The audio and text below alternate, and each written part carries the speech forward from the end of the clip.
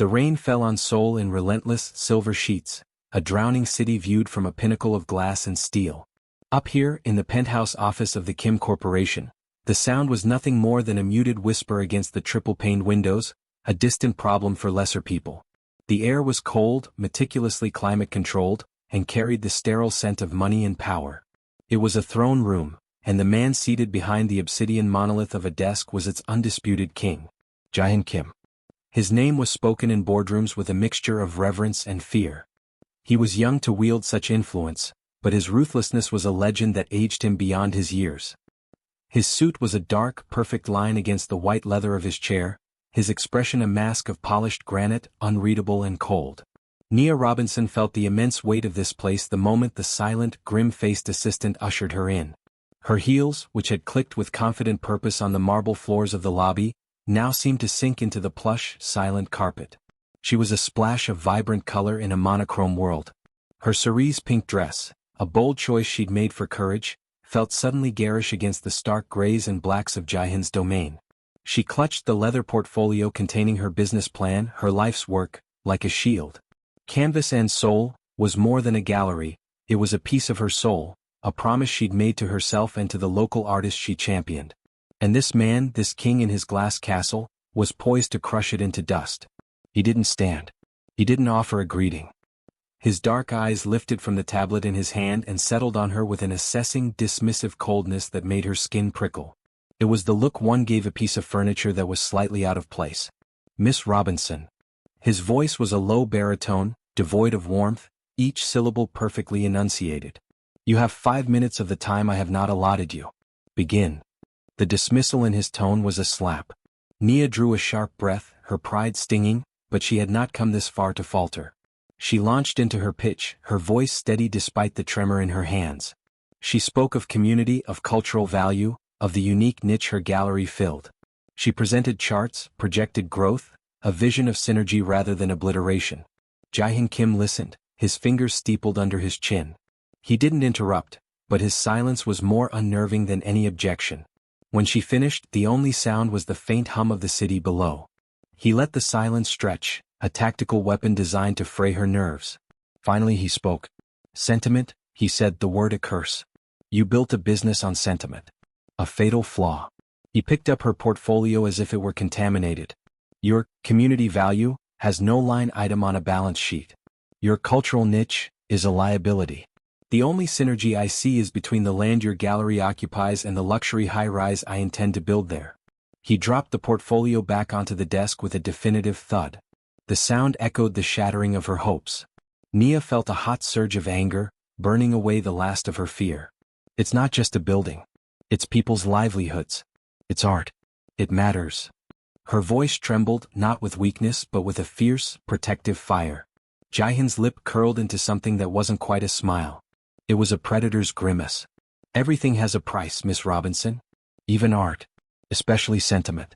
You are simply unwilling to pay it. Or perhaps you cannot afford it. He stood then, moving around the desk with a panther's grace. He was taller than she'd anticipated, his presence physically imposing, filling the space between them. He stopped mere inches from her, and she caught the faint, clean scent of sandalwood and ice. But, he said, his gaze boring into hers, I am a man of opportunity. There is another matter. A personal acquisition I need to make. He looked her up and down, a slow, deliberate appraisal that felt more invasive than any touch. An associate of mine, a very old-fashioned, very influential man, believes a stable corporation is led by a stable man. A family man. He is hesitant to finalize a deal worth billions because he finds my bachelor status flighty. A humorless, cold smile touched his lips. I require a wife. For a period of 6 months. A public-facing prop to secure this partnership. Nia stared at him, her mind refusing to process the words. This had to be a joke, a cruel, twisted test. You're insane, she whispered, taking a step back. He matched it, closing the distance. I am pragmatic. You need your gallery. I need a signature on a marriage certificate. It is a simple transaction. He laid out the terms with chilling precision. A contractual marriage. She would live with him, attend functions with him, play the part of the adoring, suitable wife. In return, her gallery would be removed from the acquisition list, its future secured. There would be no intimacy, no emotional attachment. It would be a performance and she would be his leading lady. Think of it not as a marriage, he concluded, his voice dropping to a near whisper that was somehow more threatening than a shout. Think of it as me acquiring your name, your temporary presence. And in exchange you get to keep your precious little hobby. The vulgarity of the proposal, the sheer dehumanizing reduction of her entire world to a hobby, ignited a fury in her so pure it was blinding. She wanted to scream, to slap the cold arrogance from his face. But as the initial shock receded, the grim reality settled in its place. She thought of her employees, their families.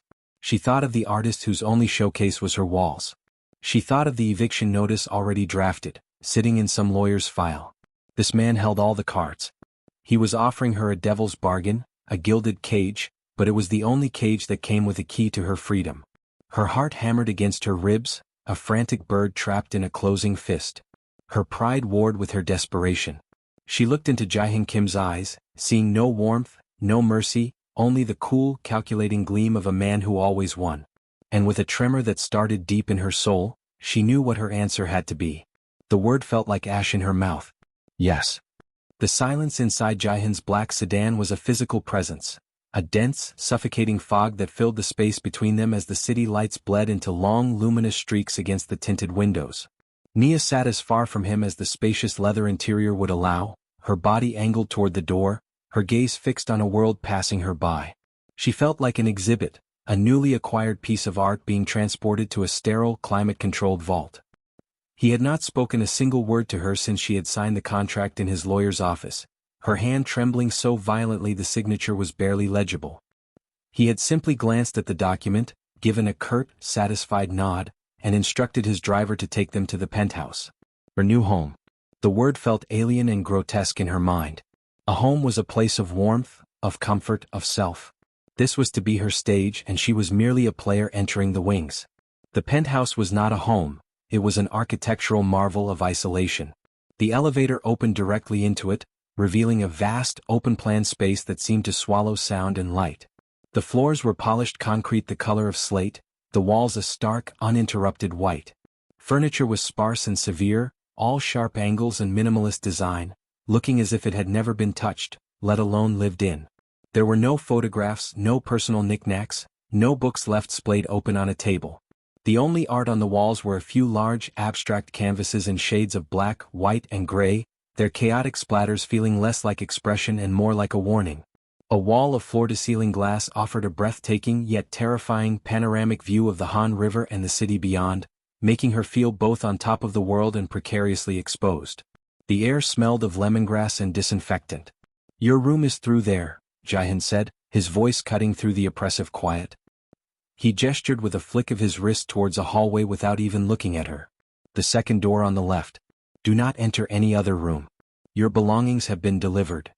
He shrugged off his tailored jacket, draping it over the back of a chair that looked more like a sculpture, and walked towards a modern kitchen that showed no signs of ever having been used. He poured himself a glass of water from a sleek dispenser, the clink of the glass against the granite countertop sounding like a gunshot in the silence. The dismissal was absolute. He had acquired her, and now, like a new appliance, she was to be stored in her designated place until needed. The room was a smaller reflection of the main living area, a platform bed with crisp white linens, a single built-in wardrobe and another large window offering the same impersonal view. Her suitcases were stacked neatly by the bed, a splash of colorful stickers on the hard-shell plastic looking foolish and out of place. She unpacked slowly, hanging her vibrant dresses and skirts in the stark white closet, placing her well-loved novels on the bare nightstand, setting a small hand-carved wooden elephant, a gift from her father, on the dresser. Each item felt like an act of rebellion, a tiny flag of her identity planted in hostile territory. But the room absorbed them, its sterile emptiness diminishing their power. She was a burst of color in a grayscale world and the world was winning. The facade began the very next evening. A charity gala at the National Museum of Art. Jihun presented her with a dress, a stunning liquid silver gown that was cold to the touch. It was her costume. He stood, waiting by the door, impeccably dressed in a tuxedo that seemed woven from the night itself. His eyes swept over her as she emerged from her room, and for a fleeting second she thought she saw something other than ice in his gaze, a spark of acknowledgement, of pure, male appreciation. But it was gone so fast she convinced herself she had imagined it. "Remember the rules?" he said, his voice low. "You are enamored. You are supportive. You are mine." The transformation was chilling.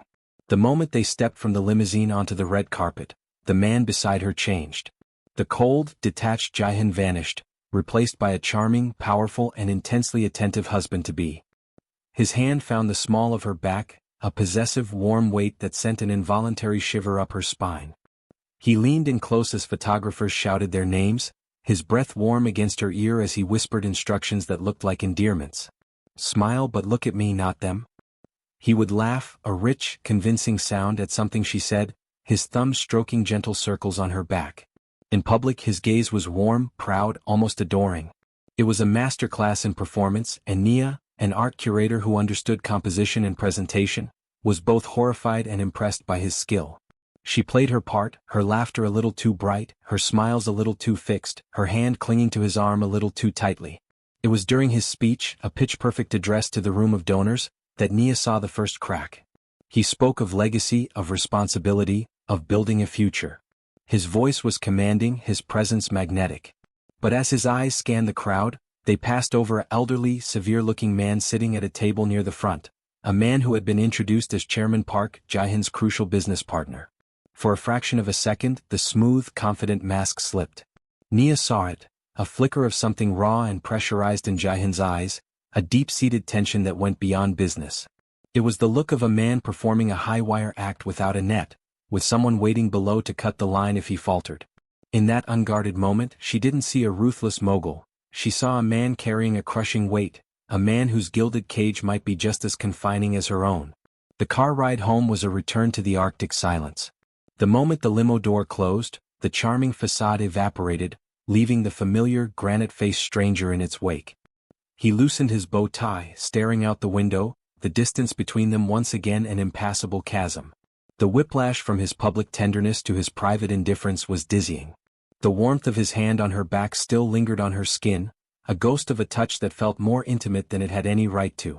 The anger that had sustained her began to curdle into a confused and unsettling brew of resentment, pity, and a treacherous, unwelcome thread of curiosity about the man behind the mask. He had told her not to feel, but he had not accounted for the treacherous terrain of shared space and observed vulnerability. The performance was changing the performers, and the lines between the contract and reality were already beginning to blur in the most dangerous way imaginable. The silence in the penthouse had taken on a new, more volatile quality. It was no longer a mere absence of sound, but a charged field, humming with all the words left unsaid, all the glances that had lingered a moment too long during the gala, all the phantom sensations of his public performances that clung to Nia's skin like static. They moved around each other in a carefully choreographed dance of avoidance, two opposing magnetic poles repelling one another with an invisible yet palpable force. Nia found herself cataloging the subtle signs of his presence in his absence. The specific brand of coffee he brewed each morning, the faint scent of his sandalwood cologne that lingered in the elevator, the precise way he folded the financial section of the newspaper. These were the brushstrokes of the man, and against her will, she was beginning to see the painting. The breaking point came on a night of torrential rain, a violent echo of their first meeting. Jihun had returned from the office later than usual, his mood visibly darker, a storm cloud contained within a tailored suit. A deal, a different one from the elusive Park agreement, had fallen through. The failure, a rare crack in his impeccable record, had clearly gotten under his skin. Nia, attempting to maintain some semblance of normalcy, had been cooking, filling the sterile air with the warm, earthy aromas of a jambalaya, a recipe from her grandmother. The vibrant scents of paprika, thyme, and cayenne were an invasion of his sanitized space. He stood in the doorway of the kitchen, his gaze sweeping over the array of pots and spices with an expression of pure contempt. "Must you fill the air with that cacophony of smells?" His voice was low, laced with a venom she hadn't heard since their first meeting. The stress of his day was seeking a target, and she, the most convenient intruder, was in its sights. Nia's own composure, worn thin by weeks of silent treatment and emotional whiplash, snapped. She turned from the stove, a wooden spoon in her hand like a scepter. "It's called food, Jihun. It's what people who actually live in their homes sometimes cook. Or would you prefer another nutritionally complete, flavorless liquid meal from your dispenser?" His eyes narrowed. "This is not a home. It is a residence. And you are a temporary resident." Do not confuse your role. My role? She laughed, a sharp, brittle sound. You mean the role of your besotted wife?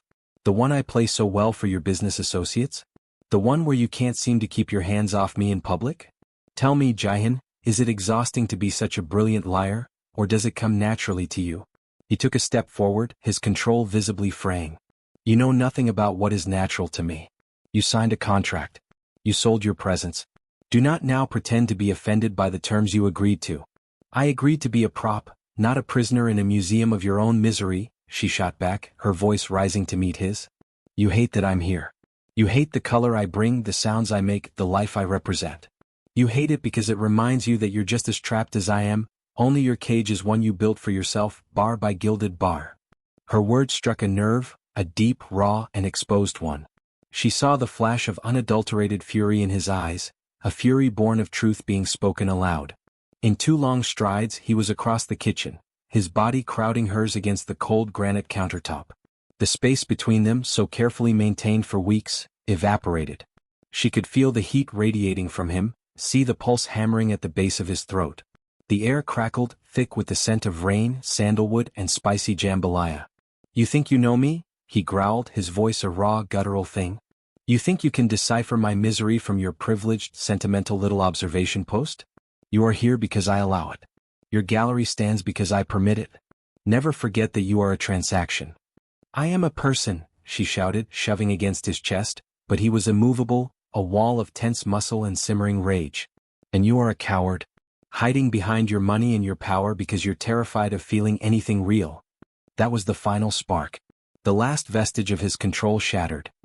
His hand came up, not to strike her, but to cup the back of her neck, his fingers tangling in her curls, pulling her face to his. His other arm banded around her waist, locking her against him. You want to see something real? He whispered, his breath hot against her lips. Is this real enough for you? The kiss was not an act of love or even affection. It was a conquest. It was a battle fought with lips and teeth and tongue, a furious, desperate clash of 2 wounded, prideful souls. It was all biting pressure and bruising force, a physical manifestation of every angry word, every resentful glance, every moment of forced proximity that had led them to this precipice. Nia fought it for a moment, her hands pushing against his shoulders, but the fight was a lie. A dam had broken inside her, releasing a torrent of pent-up frustration, a terrifying, undeniable attraction, and a deep, aching loneliness that his fierce, possessive touch was somehow answering. Her resistance crumbled. A low moan escaped her throat, and she kissed him back with equal ferocity, her fingers clawing at the pristine fabric of his shirt, pulling him closer. It was a chaotic, desperate scramble from the kitchen. The pot of jambalaya was forgotten, its aromatic steam now a witness to their undoing. Clothes were not so much removed as torn away, discarded like the fragments of their animosity on the cold concrete floor. When he lifted her onto the cold, hard surface of the dining table, a piece of furniture that had never known a meal, only business documents, it felt like the ultimate desecration of his ordered world. This was not the gentle, tender union of lovers.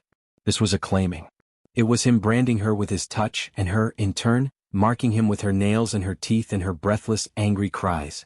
It was a raw, primal and intensely spiritual collision where hate and desire became indistinguishable, where the only truth was the searing heat of skin on skin and the shattered sound of their breathing in the vast, silent space. It was a storm that finally broke, and when it was over, leaving them both breathless and stunned in its wake, the landscape of their war had been irrevocably changed. The silence that returned was no longer charged with anger, but with a profound, terrifying, and electric shock. The dawn that followed the storm did not bring clarity, but a thick, disorienting fog. Nia woke in her own bed, in her sterile room, the first rays of light painting the gray sky outside her window a muted rose gold. Her body felt like a foreign landscape, every muscle humming with a strange, residual ache, her skin imprinted with the ghost of his touch, the memory of his weight. The scent of him, sandalwood and sweat and man, still clung to her, a haunting perfume on her skin and in her sheets. She had fled to her room in the dead of night, after the frantic, breathless stillness had become too heavy to bear, after he had wordlessly withdrawn from her, his expression an unreadable mask of shadow and shock. The silence that had settled between them then was of a different breed altogether. It was not the silence of indifference, but the deafening quiet of a cataclysm, a world rearranged. 4 days they were like 2 phantom planets orbiting the same cold sun, their trajectories carefully calculated to avoid collision. Meals were taken at separate times. The penthouse felt emptier than ever, yet every room was now charged with the memory of their collision. Nia would find her gaze drifting to the granite countertop in the kitchen, her face flushing with a heat that was equal parts shame and a thrilling, terrifying recall. She would see him emerge from his home office, his eyes, dark and unreadable, would flicker to her for a fractured second before shuttering closed, and a fresh wave of that confusing electricity would arc between them. They were prisoners not of a contract, but of a new, unacknowledged intimacy that had been forged in fury and passion. It was the book that became her compass. A small, worn, leather-bound volume of Korean poetry she found tucked away on a high shelf in the living room, hidden behind a cold, metal sculpture. It was the only object in the entire space that seemed to possess a history, a soul. Her curiosity, now sharpened by a desperate need to understand the man behind the mask, overrode her sense of boundaries. She carefully opened it. The pages were filled with elegant, handwritten Hangul, notes scribbled in the margins. Her Korean was basic, but she could decipher enough, aided by the translations she feverishly looked up on her phone. The poems were not about power or conquest. They were about longing.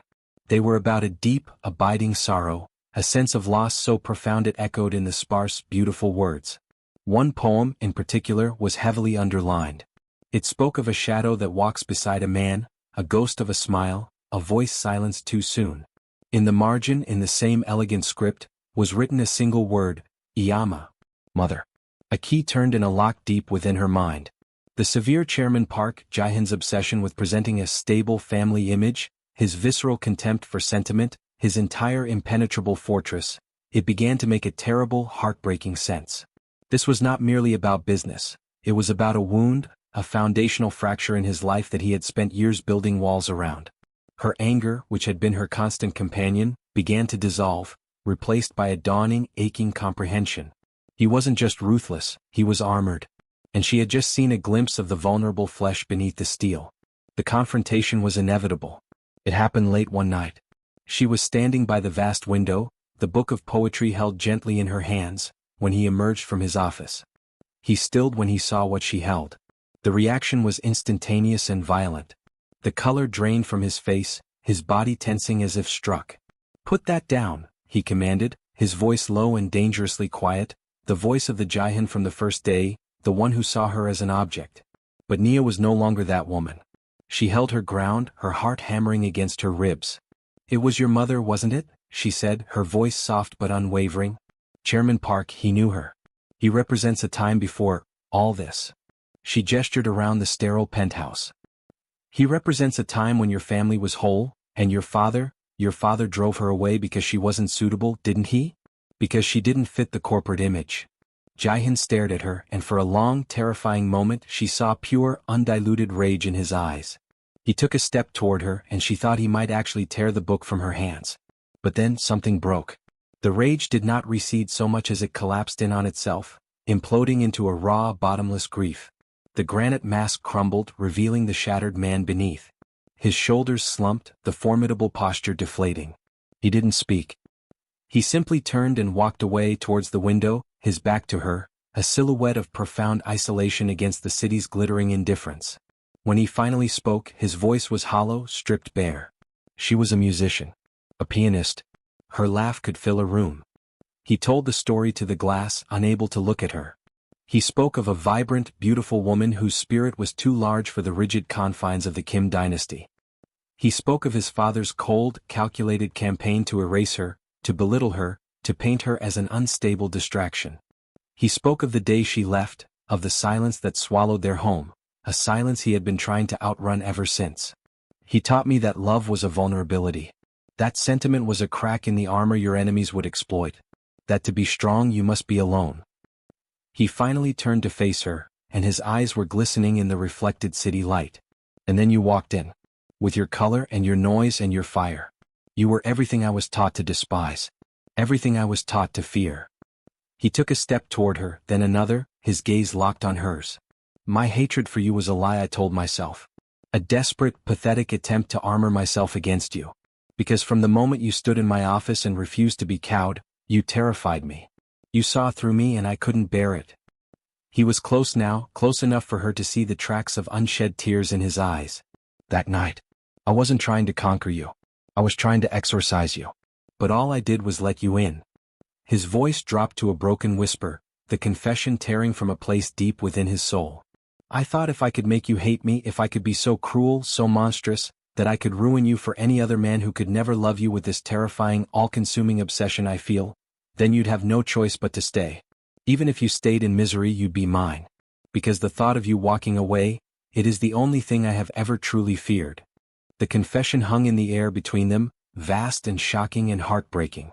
The line that had once seemed the pinnacle of cruelty was now revealed as the desperate, flawed manifesto of a man who had never known how to love, only how to possess. Nia felt the last of her defenses crumble. She saw him, truly saw him, not the ruthless mafia boss, but the little boy who had watched his mother disappear, the man who had built a fortress around his heart only to find himself dying of loneliness inside it. She reached out, her fingers gently brushing a tear from his cheek. It was not an act of pity but of recognition. This time when they came together it was not a collision. It was a surrender. There were no biting kisses, no furious hands.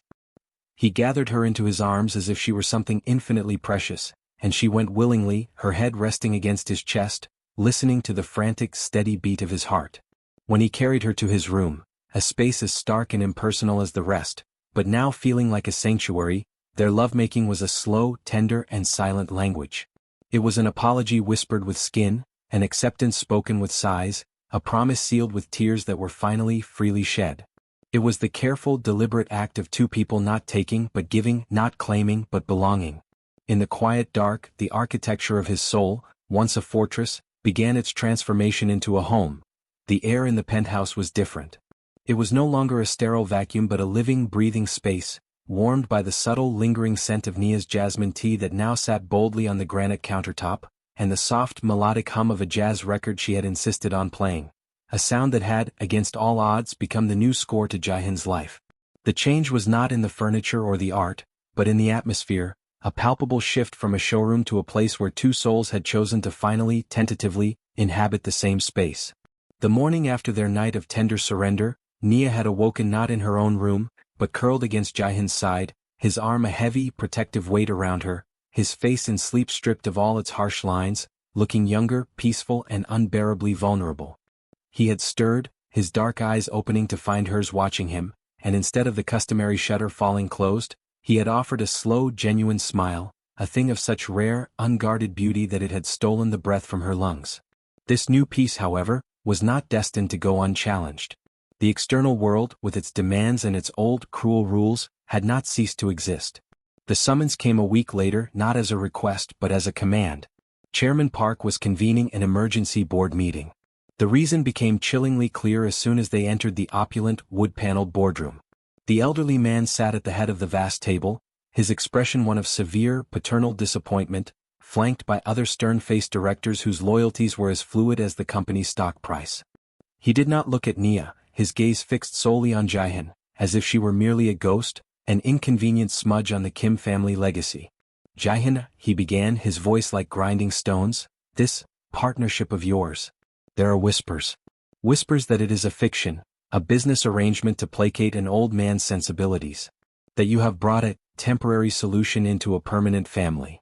The word temporary was laced with venom, and his eyes flickered to Nia with a dismissive coldness that was a perfect echo of Jihun's own from a lifetime ago. The old Jihun would have calculated. He would have assessed the threat, weighed the value of the deal against the value of the prop, and chosen the path of least resistance to power. The old Jihun would have sacrificed her without a second thought, deeming sentiment a fatal flaw. Nia held her breath, her heart a frantic drum against her ribs, her eyes fixed on the man she had come to love. She saw the tension coil in his shoulders, saw the mask of the corporate titan begin to settle over his features. But then he turned his head, and his gaze found hers across the room. It was not a look of calculation or strategy. It was a look of absolute, unwavering certainty. In that single, silent exchange, a lifetime of promises was made and sealed. He turned back to Chairman Park, and when he spoke, his voice was calm, clear, and carried a resonance of truth that silenced the room. "You are correct, Chairman Nim. There was a contract." A ripple of murmurs went through the board. Nia's blood ran cold for a second. But Jihun continued, his voice growing stronger. It was a document born of fear and a misguided belief that legacy was built on cold transactions alone. I was wrong. He reached into the inner pocket of his impeccably tailored jacket and withdrew a folded sheaf of papers. It was their marriage contract. With a deliberate, unhurried motion, he tore it cleanly in two, the sound of ripping paper shockingly loud in the hushed room. He let the halves flutter onto the polished table like fallen leaves. My love for Nia is not a business arrangement, he declared, his voice ringing with a newfound power. It is the most real, the most valuable thing I have ever possessed. She is not temporary. She is my wife. Her passion, her strength, her fire, these are not liabilities to be managed. They are the very foundation upon which I will build my future. Our future. He looked at every stunned face in the room, his gaze finally landing back on the thunderous Chairman Park. So you have a choice. You can do business with me with my wife by my side, or you can walk away. But know this, I would burn this entire corporation to the ground before I would ever again deny the woman I love. The silence that followed was absolute, a vacuum of pure shock. Chairman Park stared at him, his face an unreadable mask of tradition and outrage. And then, something miraculous happened. A faint, almost imperceptible gleam of respect entered the old man's eyes. He gave a slow, single nod. It was not an endorsement of their love, but an acknowledgement of Jihun's conviction. The battle was not won, but the war for Jihun's soul was over. He had chosen her. Publicly, irrevocably, and without a single backward glance. Their real wedding was held not in a cathedral or a grand hotel, but in the garden of canvas and soul, which now stood not as a saved business, but as a symbol of their beginning. It was small, intimate, filled with the vibrant art and the warm, genuine people who made up Nia's world. Jihun stood beneath an archway draped with flowing fabric, looking not like a ruthless CEO, but like a man awaiting his future. When Nia walked towards him, not in a gown of cold silver, but in a brilliant, sunshine-yellow dress that mirrored her spirit, the look on his face was one of pure, unadulterated awe. He took her hands, his thumbs stroking her knuckles, and as he slid a simple, elegant band onto her finger, he whispered vows that spoke not of acquisition, but of partnership, not of ruination, but of building, not for 6 months, but for a lifetime. The story ends as it began, in the penthouse.